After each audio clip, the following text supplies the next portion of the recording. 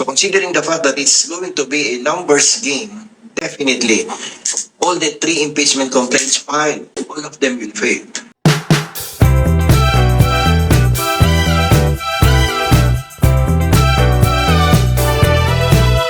Okay, ito po yung tungkol sa pangatlong impeachment complaint filed against the incumbent President Ferdinand Marcos Jr. Bakit po ba mainit ang usapin sa paghahain ng impeachment complaint laban sa ating Pangulong Bongbong Marcos Jr.? At bakit may mga reklamong ayaw tanggapin? At kanina nga yatang umaga yan na nung maghain si Teddy Casino ng reklamo ay ayaw tanggapin ng Office of the Secretary General. Yan po ang ating pag-uusapan at tingnan natin ano ba ang mga legal na basihan ng pagtanggi at kung hindi man tatanggihan at ano mangyayari sa pangalawa sa pangatlong impeachment complaint. Pero bago yan, pag-usapan natin yung impeachment. Ito kung impeachment ay isang paraan para tanggalin sa pwesto ang matataas na opisyal tulad po ng Pangulo kung sila ay nagkasala sa bayan. Hindi ito basta-basta. May mga grounds po yan o dahilan na dapat sundin gaya ng pagtataksil sa bayan, yung sinasabing treason o korupsyon. So, kung nagnanais mag-file ng impeachment, sino ba ang pinapayagan ng batas sa ilalim ng 1987 Constitution na magsumitin ito o mag-file sa House of Representatives? Siguro medyo may idea na kayo doon sa nakaraang impeachment complaint laban kay Sara Duterte. May dalawang paraan po para makapag-file ng reklamo sa House of Representatives doon sa Kamara. Yung una, direktang isusumitin ng isang congressman ang reklamo for impeachment against the impeachable official. Yung pangalawa naman, pwedeng mag-file ng kahit sinong Pilipino, any Filipino citizen. Pero kailangan itong may pirma o endorsement ng kahit isang congressman lang. Kung walang endorsement, hindi ito kikilalanin ng House of Representatives. Hindi siyempre tatanggapin yan. Okay? So, sino ang dapat tumanggap? Yung opisina ng Secretary General ng House of Representatives. Nung nagsumiti itong si Teddy Casino, dito po nagkaroon ng konting hindi pagkakaintindihan, nagkaroon ng konting gulo. No, kamakailan. Kahapon o kaninang umaga. Sa dami ng ginagawa ko, hindi ko matandaan. Kahapon yata, di ba? So, yung reklamo dapat ibinibigay sa Office of the Secretary General, si SecGen, no? Ayon sa Supreme Court, yung pagtanggap ng mga reklamong impeachment ay ministerial duty yan eh. Ang pagtanggap ng papel ay ministerial duty. Ibig sabihin, trabaho lang ng Office of the Secretary General na tatakan ito ng receipt of knowledge. Wala po silang kapangyarihan na sabing, ayaw namin tanggapin yan. Wala pa si Secretary General, nandoon pa sa abroad. Hindi po pwede yan, sapagkat ang kapangyarihan nila ay ministerial lamang. Ang problema, sabi ni Casino, ayaw tanggapin ng opisina dahil wala raw ang Secretary General. Pero alam niyo po ba, nasa ilalim po ng ating batas, kahit wala ang boss, dapat gumagana ang opisina at tumatanggap ng mga dokumento. Parang isang ordinaryong opisina. Pag wala si bossing, si assistant. Pag wala si assistant, kung sino yung susunod na pinakamataas sa posisyon, yun ang tatanggap. So, tingnan naman natin yung bakit mahalaga yung first to file, no? Yung one-year bar rule na tinatawag. Bakit ba nagmamadali ang lahat at bakit may harangan ng reklamo na impeachment? Nag-uunahan sa pagsusumite, di ba?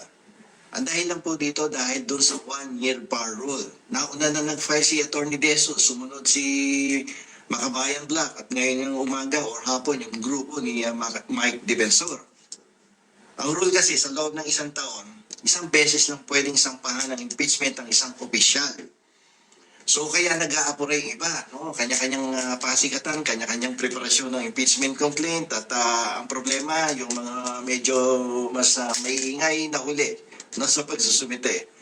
Kung nauna nag-file at nag-repair sa committee ang reklamo ni Atty. De Jesus, yung una nag-file, lock out na ang lahat ng susunod na reklamo. Wala na yan, legally blocked na sila. No? Kung ang naunang reklamo ay mahina, walang ebidensya, saan pupunta to? Ibabasura lang yan ng mga kaalyado ng Pangulong Ferdinand Marcos Jr. Kapag nabasura to, meron na siyang protection shield, no? Ang Pangulo sa loob ng 1 taon. Hindi na pwedeng pumasok ang matapang na reklamo ni Casino, ni Mike Defensor, yung kung sino man yung kasama ni Casino, dahil legally blocked na sila nung naunang impeachment complaint. Kapag yan isinampayan ng January 19, ilang araw na, 3 araw na, may mga sinusunod ding araw yan kung kailan dapat i-refer sa plenaryo at kailan dapat i-refer sa Committee on Justice. Once the impeachment complaint has already been referred to the Committee on Justice, then na-dismiss yan. Wala na. Hindi na makakapasok yung mga susunod na mga impeachment complaint. Ganun po ang kalakaran sa House of Representatives. At yun po ang sinasabi ng saligang batas. Yung impeachment na yan kasi hindi yan usaping legal. Ito ay usaping political. Numbers game, ika nga. Kailangan mo ng 1/3 vote ng lahat ng kongresista para makarating ang kaso sa Senado. Sa ngayon, halos lahat ng kongresista ay kaalyado ni Presidente Ferdinand Marcos Jr. Maraming mambabatas na nagsasabing hilaw o basura ang mga ebidensyang nakasama sa mga unang reklamo. Walang sustansya. No, walang ebidensya. Pawang haka-haka lamang at ang reklamo ay binase sa mga news reports. No, hindi talaga ganun katibay ang reklamo. Mas gusto ng maraming politiko ang katahimikan sa totoo lang kaysa sa gulo ng impeachment, lalo na kung malakas pa ang suporta sa Pangulo. Alam niyo itong pagpapile ng impeachment na medyo nakakasira sa ekonomiya, tinatakot ang mga foreign investors, at mapipilitan silang mag-back out, no, ng kanilang mga investments sa Pilipinas. Isang katotohanan na talaga namang agrabyado ang taong bayan pag ganyan, no? Dahil may gustong umago ng kapangyarihan. Ngayon, ang impeachment ay actually nagsisimula yan sa filing, papunta sa Committee on Justice para posisihin, at kung papasa, ay pagbobotohan sa plenaryo. Pero sa sitwasyon ngayon, tila sa pinto pa lamang, sa opisina pa lang ni Secretary General, nagkaroon na ng harangan. So, hindi natin maiiwasan yan. Sabi ko nga kanina, hindi lamang ito usaping legal, ito po ay usaping political also. Mas lamang yung usaping political. Siyempre naman, sino ba yung mga nandiyan sa loob ng House of Representatives? Mga politiko yan So, sa panahon ngayon, hindi mo masasabi na kakalas na agad ang mga sumusuporta sa Pangulong Marcos sapagkat para sa akin, kapag sumuporta ka sa pag-endorso ng impeachment against the President, parang political suicide yan.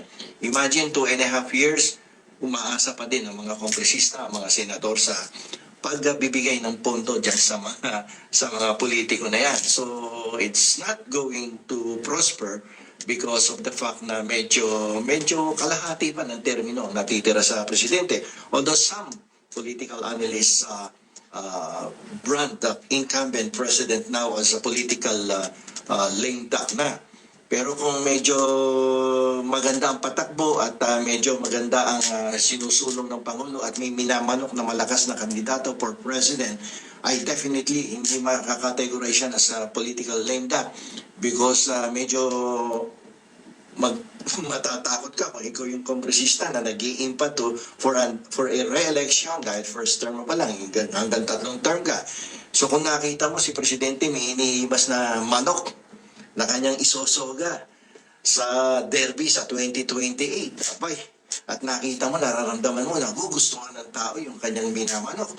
Abay, hindi ka kikilos ng against the incumbent president because that would be equivalent to a political suicide. So, medyo gigitna ka dyan o mas kikiling ka ng kaunti doon sa presidente.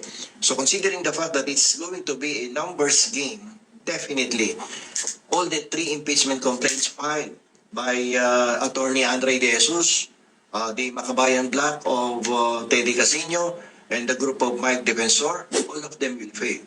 alam naman din nila to na mag-pay fail to. Unang-unan, may nag-file na nung isang araw, January 19, si Attorney Andre De Jesus. Now, sumunod yung Makabayan Black. Kung naiintindihan mo naman ang procedure, alam mo naman na definitely kung i-file mo yung pangalawa mo at yung nauna ilang araw na ahead in filing the impeachment complaint. Ang dali-dali niyan na-endorse na sa plenaryo. Kung pagka-file mo bukas, pare-refer ko na sa Committee on Justice, then you are already legally blocked. Tapos ang laban. And you need to wait for another 12 months not to file it again. Because there is the one-year bar rule. Okay? Kaya nag-aagawan sa unahan yan. No? Because the one-year rule provides that no impeachment complaint can be filed more than once within the period of 12 months. Okay? So, yung second, third, walang aasahan yan. Yung first, since nakita natin, hindi sufficient in form and substance, wala ngang ebidensya base lang sa news reports. So, definitely, it will also be dismissed. So, therefore, ang ginawa lang dito ng opposition, ng Makabayan Black, and those belonging to the group of politicians identified with the former administration, definitely they are only aiming for media mileage. At syempre, malapit na din yung election kung sino yung nangunguna dyan. Definitely, may mga ambisyon yan. Either to run for congressman or to run for the Senate. Nag-ano lang yan. Kasi libreng advertisement yan libreng campaign yan Biruin mo kung maya't maya, makikita ka sa telebisyon, sa radyo, sa social media, nagsampa na reklamo, puputok yung pangalan mo. Pag pumutok yung pangalan mo, maya't maya i-interview ka sa radyo, sa telebisyon, sa social media. Expose ka masyado ngayon. And then yung recall ng pangalan mo ay medyo lumalakas ang anod niyan sa himpapawid. At definitely, at least kahit pa paano, it would work to your advantage. Although you are working against the president or working for the removal of the president. But if talagang ambisyon mo tumakbo sa politika, kesyo alam mo naman na walang mangyayari, definitely alam nila na walang mangyayari, ang tatandaan niya sa politika, ang gagawin lang niya talaga, political media mileage. And that is the main reason for that. Although they know, sa unang pa lang, sa umpisa pa lang, they know that these impeachment complaints will fail.